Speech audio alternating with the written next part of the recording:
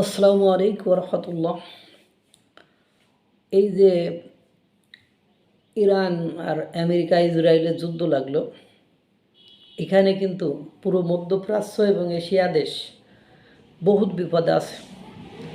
আর সবচেয়ে একটা সম্মানের বিপদে আছে হলো চীন। চীনের ইজ্জতমান সব শেষ।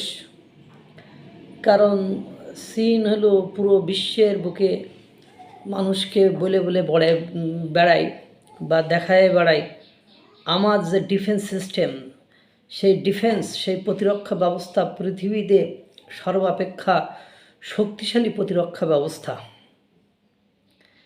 কিন্তু দুইটা উদাহরণ দিলে আপনারা বুঝতে পারবেন ওনাদের যে প্রতিরক্ষা ব্যবস্থা, সেই প্রতিরক্ষা ব্যবস্থা যে কত নগণ্য এবং জঘন্য সেটা বলার অপেক্ষা রাখে না। যেমন ইরান কিন্তু চীনের প্রতিরক্ষা ব্যবস্থাকে ব্যবহার করে। সেই চীনের প্রতিরক্ষা ব্যবস্থা ব্যবহার করার পরেও ইরানের সর্বোচ্চ নেতা, ধর্মীয় নেতা আয়াতুল্লাহ খামেনি শেষ, তার নাতি শেষ, তার মেয়ে শেষ, তার পুত্রবধূ শেষ, তার জামাতা শেষ, তারা নিঃশেষ হয়ে গেছে। শুধু এটাই, আরও কিছু দৃশ্য কিন্তু মানুষ দেখতে পাচ্ছে না, যে দৃশ্যগুলোর কথা আমি আপনাদেরকে এখন বলবো। কারণ আপনারা জানেন যে মিডিয়া পড়া কিন্তু নিষিদ্ধ আপনার ইরানে। এই যে ইসরায়েল আর আমেরিকা, আমরা এশিয়া মহাদেশে বসে শুধু দেখতেছি যে ইরান, সৌদি, কাতার, সংযুক্ত আরব আমিরাত, মানে বাহরাইন, জর্ডান, সিরিয়া সব জায়গায় আক্রমণ করতেছে। কিন্তু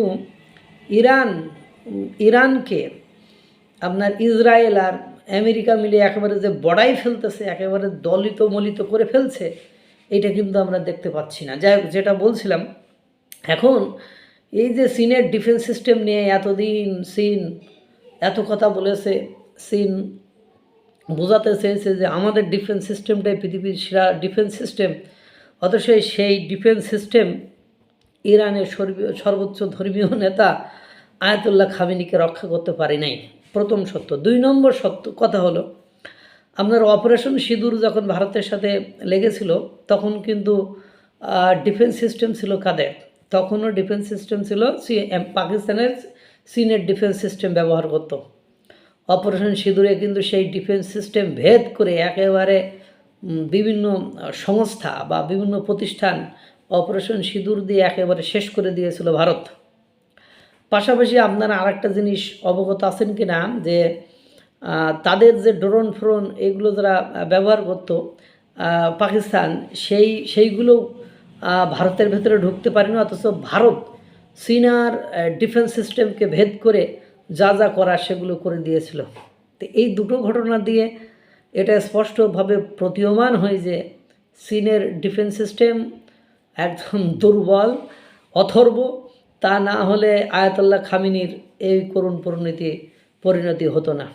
আল্লাহ তাআলা সকলকে ভালো রাখুক, সুস্থ রাখুক। আসসালামু আলাইকুম ওয়া রাহমাতুল্লাহ।